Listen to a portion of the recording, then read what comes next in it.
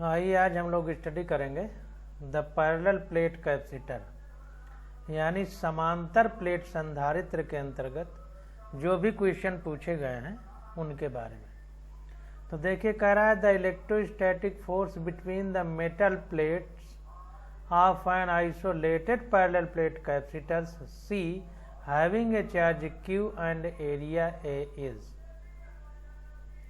तो कह रहा है कि कोई कैपेसिटर यानी संधारित्र है जिसकी कैपेसिटी C है और उसमें चार्ज कितना इकट्ठा है, Q इकट्ठा है, और प्लेटों के बीच का जो क्षेत्रफल है, प्लेट का क्षेत्रफल है वो A है।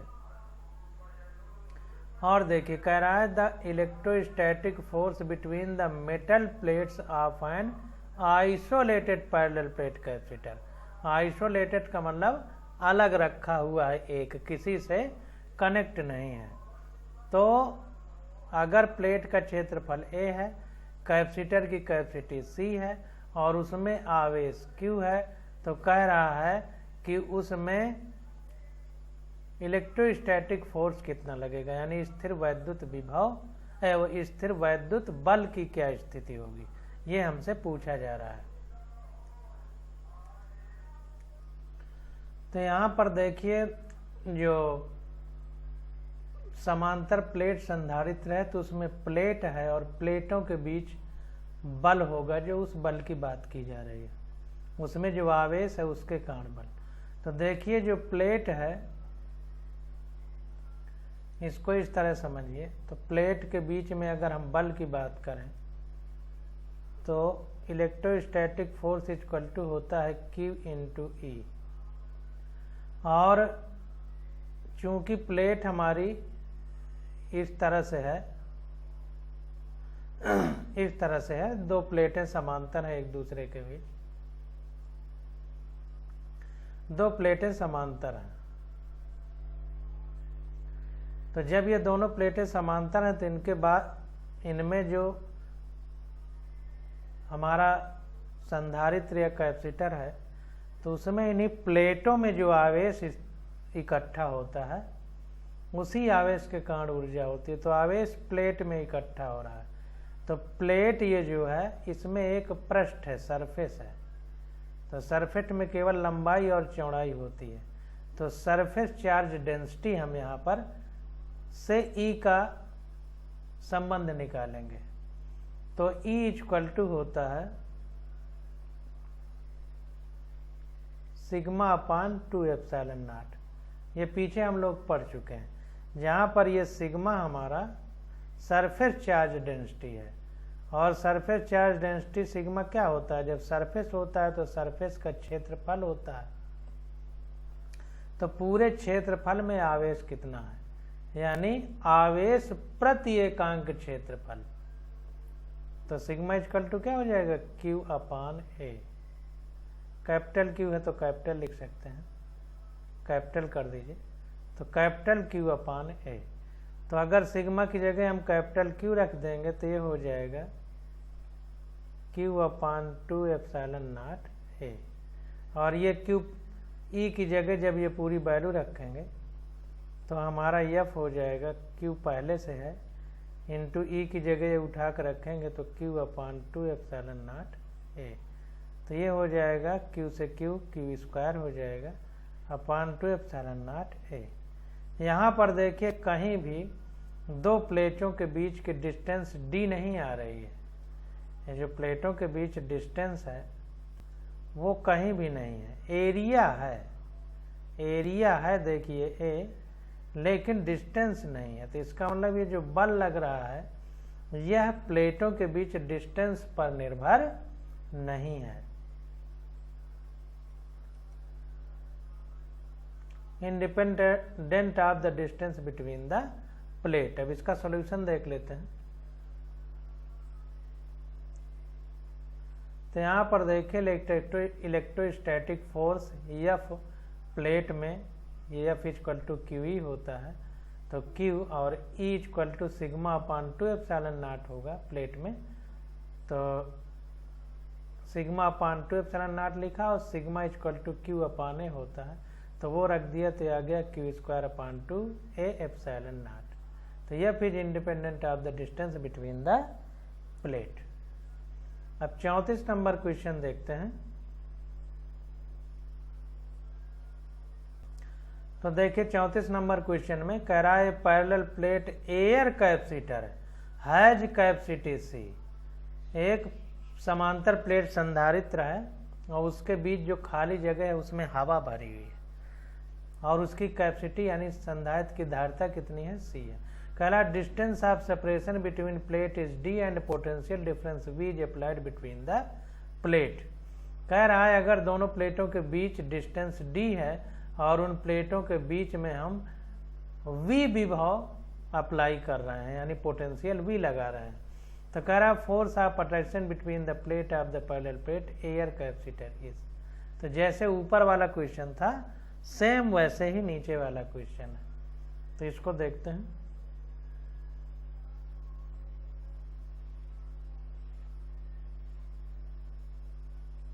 तो देखिए force of attraction between the plate of the parallel plate capacitor is F equal to Q square upon 2 epsilon not a.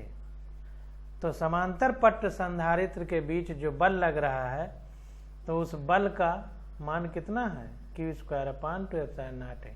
और ये फोर्स ऑफ अट्रैक्शन है, क्यों, क्योंकि एक प्लेट पॉजिटिव है तो दूसरी निगेटिव है, तो प्लस माइनस के बीच में अट्रैक्शन होता है। Where Q is the charge on the capacitor, Q जो है आवेश है जो संधारित्र में है, epsilon naught is the permittivity of free space. तो जो एप्सिलॉन नॉट है निर्वात की परावैद्युतशीलता है, and A is the area of each plate, और ए जो है संधारित्र की प्रत्येक प्लेट का क्षेत्रफल है। अब देखिए Q इक्वल टू CV होता है, हमको पता है, और अगर समांतर पट्ट संधारित्र है यानी पैरेलल प्लेट कैपेसिटर है तो उसके लिए C equal to epsilon not A by D ये फार्मूला होता है।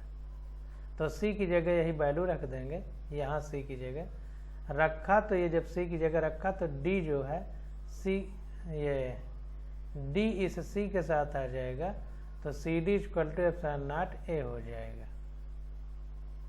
Epsilon not A equal to CD हो जाएगा।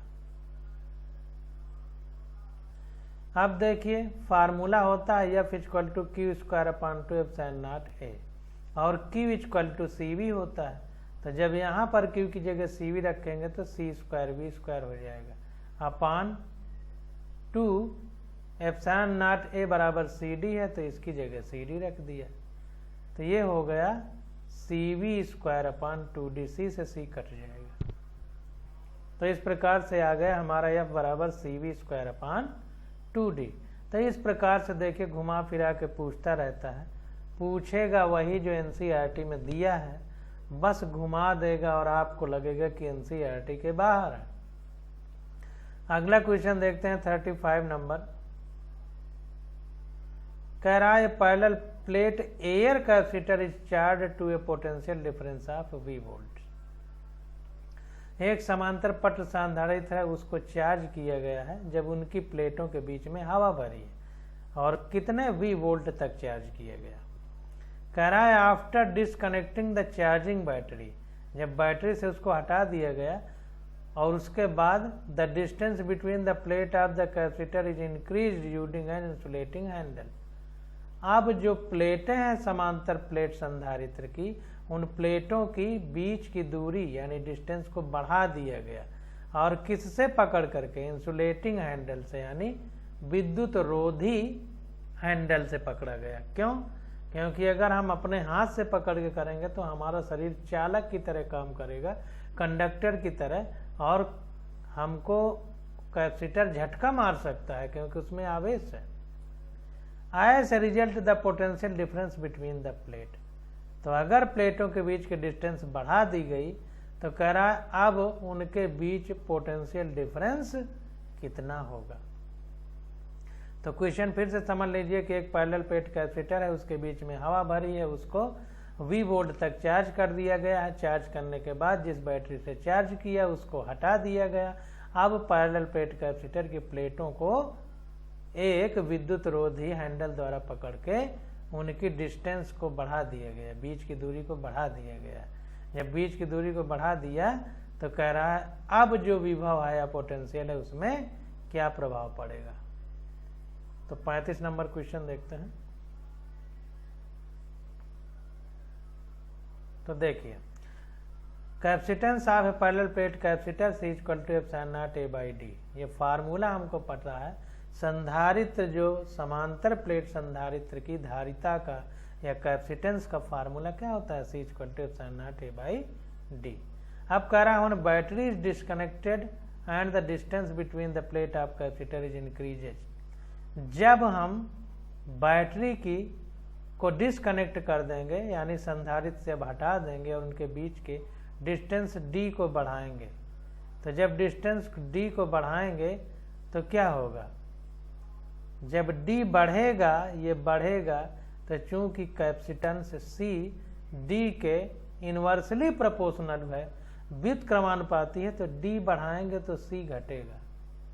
तो वही कह रहा है कि the when battery is disconnected and the distance between the plates of the capacitor is increases then capacitance decreases। Capacitance क्या होगा, संधारित्र की धारिता क्या होगी, घटेगी d बढ़ाने, ये बढ़ेगा तो ये घटेगा क्योंकि व्युत्क्रमानुपाती।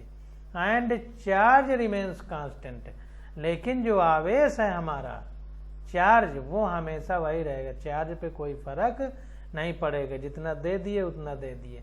अगर बाल्टी में पानी 50 लीटर भर दिया गया तब बाल्टी को चाहे दुगुना आकार में बदल दीजिए तो पानी तो 50 लीटर रहेगा। तो जो आवेश कैपेसिटर में दिया गया तो वो 50 जितना है तो उतना ही रहेगा। अब देखिए हमारा जो Q होता है Q इक्वल टू CV होता है, यानी charge equal to capacitance into potential difference. अब देखिए हम फार्मूले में वही फार्मूला लेंगे जिसमें कि चीज़ें कांस्टेंट रहें, तो हमारा आंसर आने में गड़बड़ी नहीं होगी। तो जब चार्ज कांस्टेंट है, ध्यान दीजिए यहाँ पर,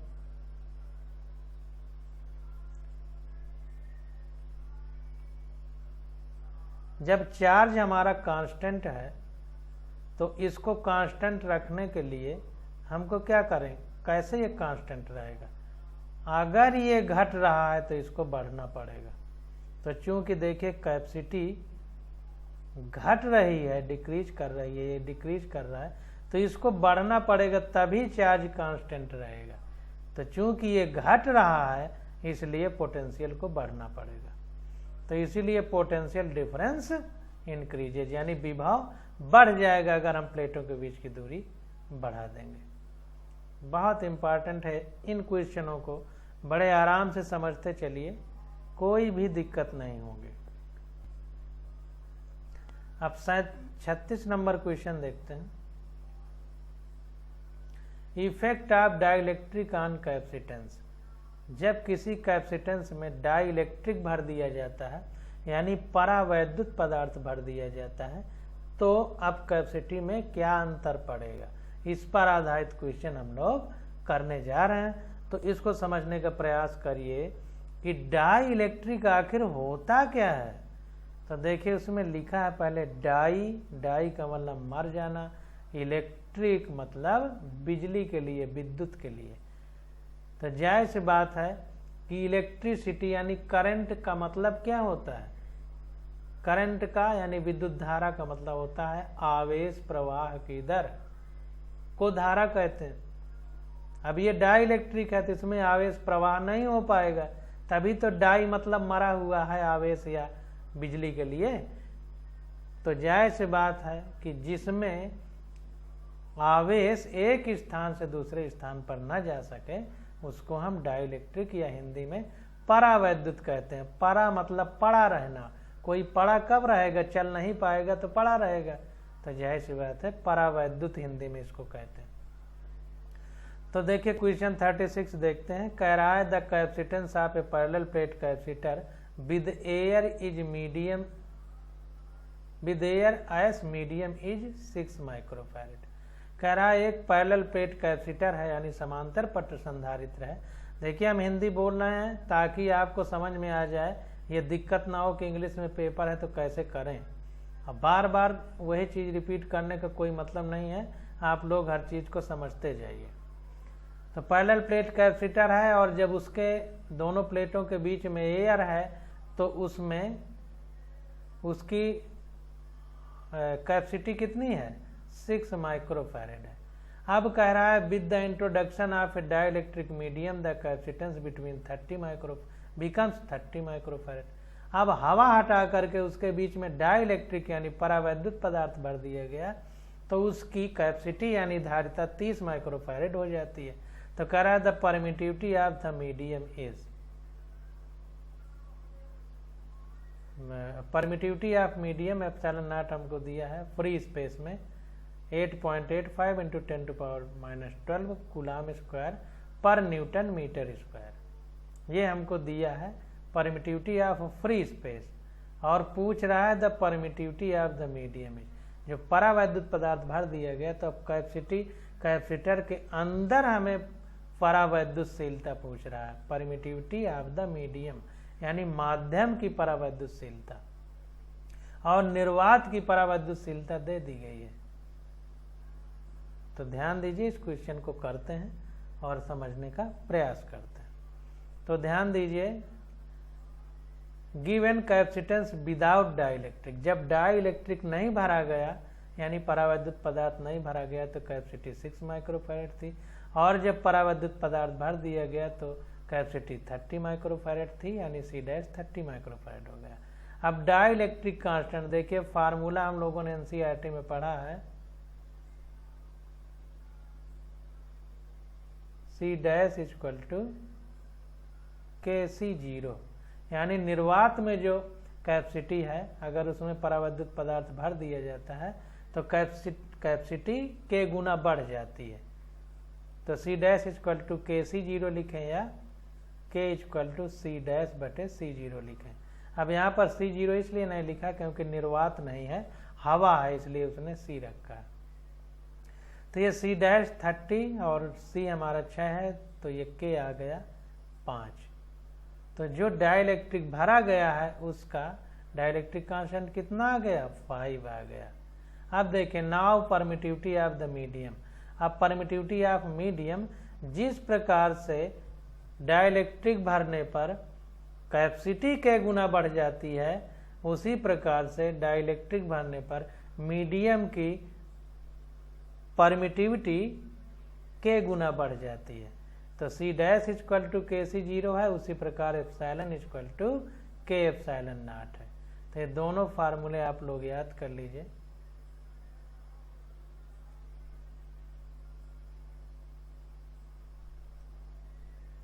इनको याद करिए, C इक्वल टू KC0 और epsilon equal to K epsilon naught. ये दोनों देखिए एक ही तरह के हैं, फार्मूले इनको याद कर लीजिए। तो अब जो है एप्सिलॉन क्या हो जाएगा, epsilon equal to K epsilon not. तो K हमको पता चल गया 5 और निर्वात यानी फ्री स्पेस की परमिटिविटी हमको क्वेश्चन में दिया है 8.85 इंटू 10⁻12 न्यूटन मीटर स्क्वायर पर कूलम स्क्वायर पर न्यूटन मीटर स्क्वायर। तो ये आ गया 0.44 इंटू 10⁻10 कूलम स्क्वायर पर न्यूटन मीटर स्क्वायर। तो इस प्रकार से हम लोग क्वेश्चन को सॉल्व करेंगे। अब देखिए 37 क्वेश्चन आ जाता है। केवल देखिए अगर आपको फार्मूले याद हैं तो भी आपका 50% काम चल जाएगा। कह रहा है 2 thin dielectric slabs of dielectric constant K1 and K2 are inserted between plate of a parallel plate capacitor as shown in the figure। कह रहा है कि एक कैपेसिटर है जिसकी एक प्लेट P है दूसरी प्लेट Q है और इसके बीच में K1 और K2 डाइलेक्ट्रिक यानी परावैद्युत नियतांक के पदार्थ भर दिए जाते हैं और K2 जो है वो उसकी वैल्यू K1 से ज्यादा है। कह रहा है the variation of electric field E between the plate with distance D as measured from plate P is correctly shown by. तो अब कह रहा है कि the variation of electric field E between the plate with distance D as measured from plate P is correctly shown by. तो कह रहा है कि जब इनमें स्लैब नहीं भरी गई थी तब और अब जब भर दी गई तब के बीच इलेक्ट्रिक फील्ड में किस प्रकार का बदलाव आएगा। वेरिएशन का मतलब बदलाव आएगा। तो इसको देखते हैं।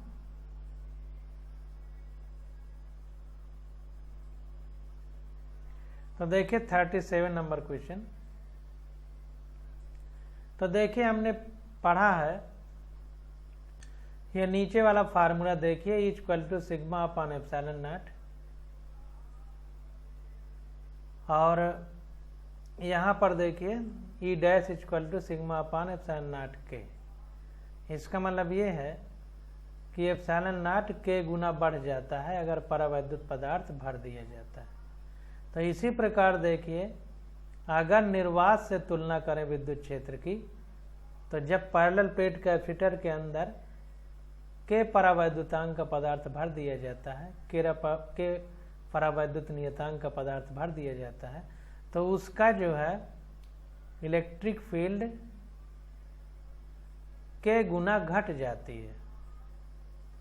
अब घट क्यों जाती है ये देखिए, सीधा सीधा दूसरे वाले क्वेश्चन में 38 नंबर में ये हमने सॉल्व किया है कि equal to sigma upon epsilon naught parallel plate capacitor के लिए, 2 पैरेलल प्लेट अगर प्लेस्ड हूँ वैक्यूम में, तो equal to sigma upon epsilon naught, और जब के डाइलेक्ट्रिक भर दिया जाएगा तो चूंकि अभी हमने ऊपर पढ़ा है कि एप्सिलॉन इक्वल टू के इंटू एप्सिलॉन नॉट, तो के इंटू एप्सिलॉन नॉट लिखेंगे तो ई डैश के गुना घट गया ना, क्योंकि व्युत्क्रमानुपाती है। तो इसका मतलब मीडियम अगर कोई भर दिया जाए तो विद्युत क्षेत्र हमारा के गुना घट जाता है। तो इसलिए ई वैक्यूम अपान के किया गया है। तो इसको भी याद कर लीजिए।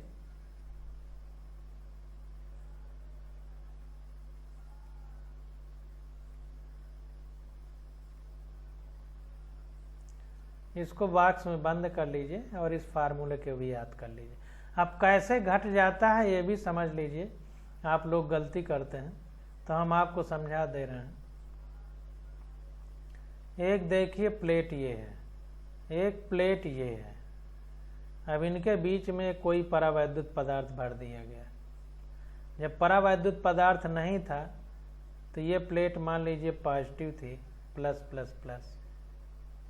ध्यान से समझिएगा, बड़ा अच्छा समझ में आएगा। ये माइनस माइनस माइनस माइनस। तो अब देखिए क्या होता है कि जब ये परावैद्युत पदार्थ इसके अंदर नहीं था तो विद्युत क्षेत्र प्लस से माइनस की ओर होता है। तो ये प्लस से माइनस की ओर हमारा विद्युत क्षेत्र ये इस तरह से हो गया, ठीक ना। अब क्या होगा, जब हम कोई परावैद्युत पदार्थ भर देंगे तो ये पॉजिटिव है, तो जैसे जाते प्लस माइनस को खींचेगा, तो इस तरफ ये परावैद्युत पदार्थ में क्या हो जाएगा, यहाँ पर निगेटिव चार्ज पार्शियली निगेटिव हो जाएगी, आंशिक ऋणावेश उत्पन्न हो जाएगा। और ये निगेटिव प्लेट इसके इलेक्ट्रॉन को रिपेल करेगी।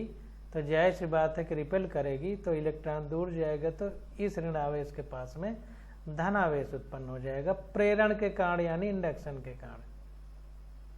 अब देखिए बाहर प्लस से माइनस की ओर विद्युत क्षेत्र है और अंदर ये परावैद्युत पदार्थ में क्या हो गया, इधर प्लस है और ये प्लेट माइनस है, और ये इसमें इधर प्लस है इधर माइनस। तो अगर ये डाइलेक्ट्रिक जो सब्सटेंस है इसके अंदर अगर विद्युत क्षेत्र की दिशा देखें तो प्लस से माइनस होगी, यानी इधर को होगी। तो पैरेलल प्लेट कैपेसिटर के कारण विद्युत क्षेत्र की दिशा इधर को है इलेक्ट्रिक फील्ड की, और इस डाइलेक्ट्रिक के कारण इधर को हो गई ये चार्ज उत्पन्न हो जाने से। तो इसमें इसका जो प्रभाव है ये कुछ कम कर देगा कि नहीं, क्योंकि ये विपरीत दिशा में है। इसलिए डाइलेक्ट्रिक भरने पर पैरेलल प्लेट कैपेसिटर के अंदर इलेक्ट्रिक फील्ड कम हो जाती है। इसीलिए कम को व्युत्क्रमानुपाती से दिखाएंगे, इसलिए ये 1/k कर दिया। समझ में आ गया होगा। तो देखिए the electric field inside the dielectric will be less than the electric field in vacuum. अगर किसी हम संधारित्र के अंदर कोई डाइलेक्ट्रिक भर देते हैं तो निर्वात की तुलना में विद्युत क्षेत्र कम हो जाता है। The electric field inside the dielectric could not be zero. देखिए कह रहा है the electric field inside the dielectric could not be zero. जो डाइलेक्ट्रिक हमने भरा है उसके अंदर विद्युत क्षेत्र 0 नहीं होना चाहिए। as K2 is greater than K1, the drop in electric field for K2 dielectric must be more than K1। अब देखिए K2 का K2 डाइलेक्ट्रिक का प्रभाव ज्यादा है, यानी परावैद्युत नियतांक दूसरे वाले का ज्यादा है, तो उसमें ज्यादा ड्रॉप करेगा विद्युत क्षेत्र यानी इलेक्ट्रिक फील्ड। तो K2 वाला ग्राफ नीचे होगा, K1 वाला ऊपर होगा। इसको देख लेते हैं, 37 का C वाला करेक्ट है। तो यहाँ पर देखिए K1 और K2, तो C सही है। देखिए K2 में ज्यादा नीचे लाइन बनाई गई है, यानी E कम है। इसमें E दिखाया गया है, इसमें D दिखाया गया है। तो E दिखाने के लिए ये लाइन जो ऊपर होगी, तो इसका मतलब उसका विद्युत क्षेत्र या इलेक्ट्रिक फील्ड ज्यादा है, और जिसमें लाइन नीचे होगी उसका विद्युत क्षेत्र कम है, यानी इलेक्ट्रिक फील्ड कम है। तो K2 चूंकि ज्यादा है, और जितना ज्यादा K2 होगा उतना विद्युत क्षेत्र कम होगा, क्योंकि व्युत्क्रमानुपाती है, इसलिए K2 ज्यादा है तो इलेक्ट्रिक फील्ड कम है। तो ये लाइन ज्यादा नीचे रहेगी, तो ज्यादा नीचे। तो 37 का C विकल्प हमारा करेक्ट हो गया। कैसे करेक्ट हो गया वो हमने आपको बता दिया। अब 38 नंबर क्वेश्चन देखते हैं। कह रहा है 2 parallel metal plates having charges plus Q and minus Q face each other at a certain distance between them.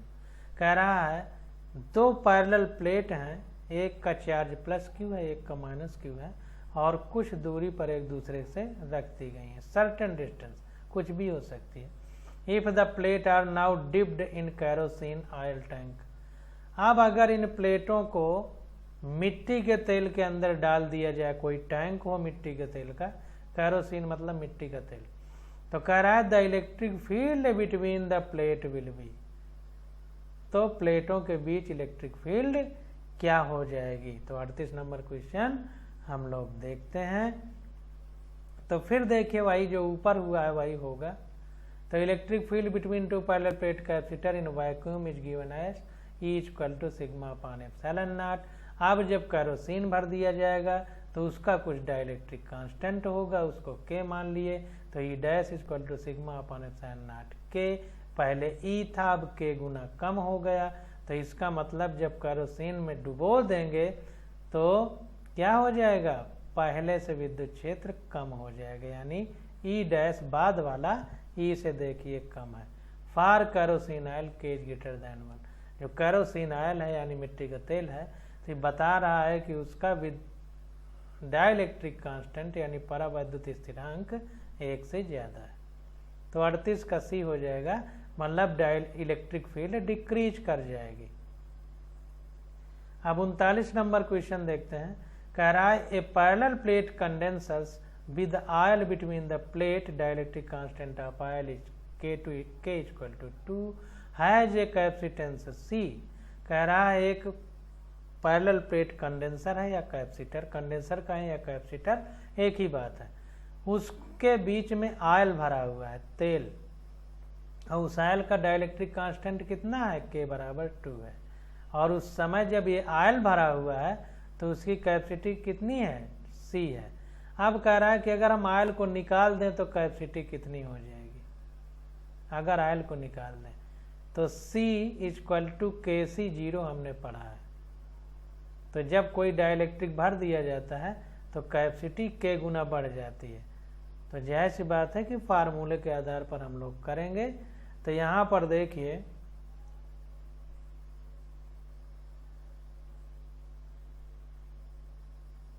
उनतालीस नंबर में कैपेसिटेंस आप भाई डाइलेक्ट्रिक भरने में K गुना बढ़ जाती है, तो K 2 है तो 2 गुना हो जाएगी जब कैपेसिटी डाइलेक्ट्रिक भरा जाएगा।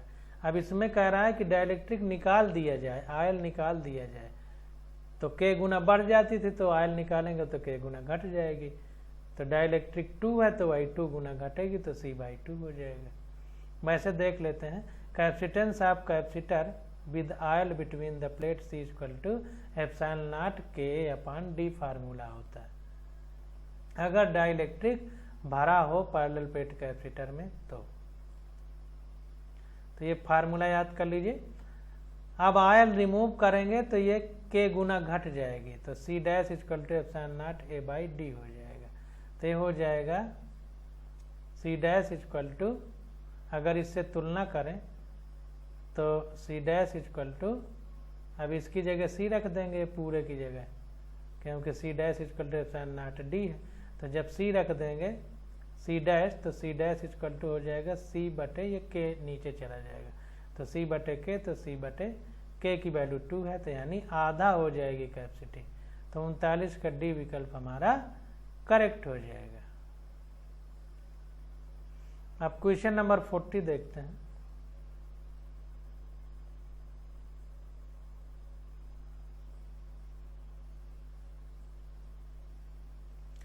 अब देखिए क्वेश्चन पूछा जा रहा है कि कॉम्बिनेशन ऑफ कैपेसिटर्स, कैपेसिटर को दो तरीके से जोड़ा जा सकता है, एक सीरीज में, एक दूसरा पैरेलल में।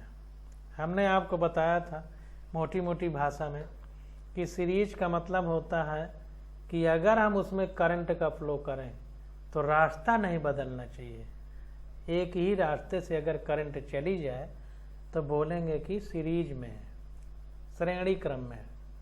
और अगर रास्ते बट जा रहे हैं करंट के तो कहेंगे पैरेलल यानी समांतर क्रम में।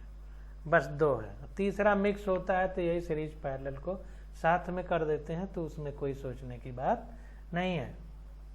तो अब देखिए पूछा जा रहा है कि ये parallel plate capacitor of area A, plate separation D and capacitance C is filled with 4 dielectric material, dielectric constant K1, K2, K3 and K4 as shown in the figure. कह रहा है एक डाइलेक्ट्रिक समांतर प्लेट संधारित्र है, parallel plate capacitor, उसके plate का area A है और प्लेटों के बीच की जो डिस्टेंस है वो डी है और उसकी कैपेसिटी सी है। अब क्या करते हैं कि उसके अंदर हम डाइलेक्ट्रिक भर देते हैं। जब डाइलेक्ट्रिक भर देते हैं तो क्या होता है, डाइलेक्ट्रिक कई भरे जाते हैं, जिसमें से K1 है, K2 है, K3, K4, मतलब 4 डाइलेक्ट्रिक भरे जाते हैं, उनके कांस्टेंट दे दिए गए। कह रहा है if a single dielectric material is to be used to have the same capacitance C in this capacitor, then its dielectric constant K is given by। कह रहा है कि अगर इन सब को हम ये मान लें कि कोई अकेला डाइलेक्ट्रिक भरा जा रहा है तो कह रहा है K की वैल्यू क्या होगी, यहाँ पर दिया गया। इसमें देखिए 3 तो सीधा सीधा है, ये चौथा इस तरह है, यानी 3 सीरीज में है और एक इन तीनों के पैरेलल में है। तो इसको देखते हैं। अब देखिए अगर ये एक प्लेट ए है, एक प्लेट ए है, तो पूरा एरिया ए हो जाएगा, क्योंकि ये वाला डाइलेक्ट्रिक पूरा एरिया कवर कर रहा है। और ये 3 पार्ट में है तो A/3 A/3 A/3 आएगा, अगर ये बराबर एरिया कवर कर रहे हैं। और ये अगर ये डिस्टेंस प्लेटों के बीच D है तो ये D/2 कवर करेगा, ये भी D/2 कवर करेगा। तो इसको देखते हैं।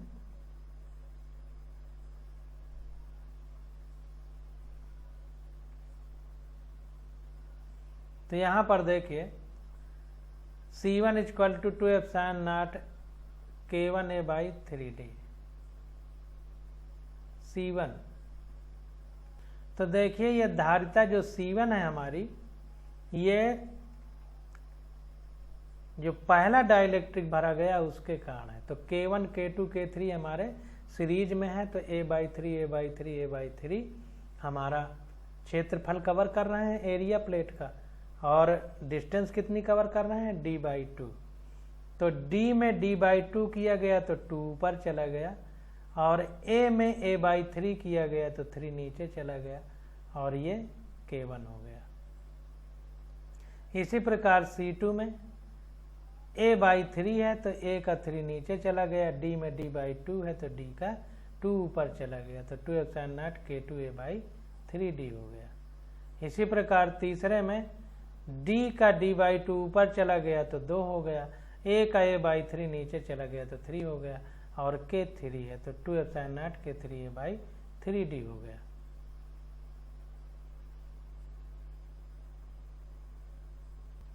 फिगर देखिए सब समझ में आ जाएगा।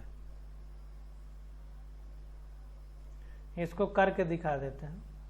C = एप्सिलॉन नॉट KA/D, ये फार्मूला होता है।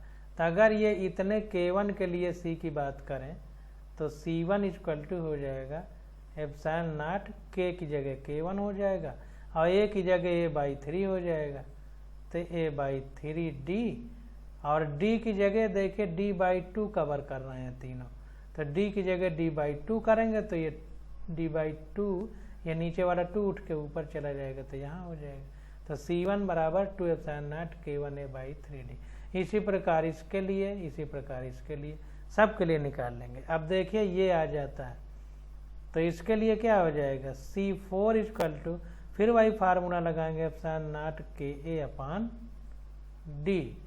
तो K की जगह K4 हो जाएगा और A की जगह A ही रहेगा क्योंकि एरिया पूरा कवर कर रहा है, बस D की जगह ये D/2 हो जाएगा। तो यहाँ D/2 रखेंगे, 2 ऊपर चला जाएगा तो ये वैसे हो जाएगा, 2 एप्सिलॉन नॉट K4 A/D हो जाएगा।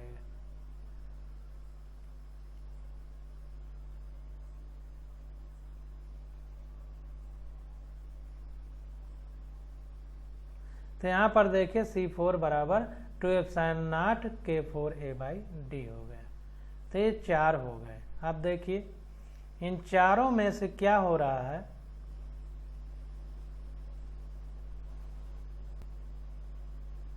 देखिए हमने थोड़ा आपको गलत बता दिया, हमें लगा कि इधर प्लेटें हैं जबकि प्लेट ऊपर नीचे है। तो जब प्लेट ऊपर नीचे है तो करंट का प्रवाह होगा, जब हम करंट इसमें डालेंगे तो मान लीजिए ये इस तरह जुड़ा हुआ है इधर से और इधर से, तो क्या होगा, करंट देखिए इसमें भी जाएगी, इसमें भी जाएगी, इसमें भी जाएगी। तो जब तीनों में जाएगी तो करंट का बंटवारा हो रहा है ना, इसका मतलब ये C1 C2 C3 ये जो 3 बटे हैं ये डाइलेक्ट्रिक के कारण, तो ये हमारे किस में है, पैरेलल में है, समांतर में। जहाँ भी धारा बटेगी तो समांतर में होगा। अब ये देखिए पूरी धाराएं इधर आकर के एक हो जाएंगी, ये वाली भी, ये वाली भी और ये वाली भी, और मिल के सब एक हो जाएंगी। तो इसका मतलब इसमें नहीं बट रहा है पूरे में, तो ये तीनों समांतर में है और इन तीनों के सीरीज में ये वाला है। तो देखिए फिगर देखते हैं,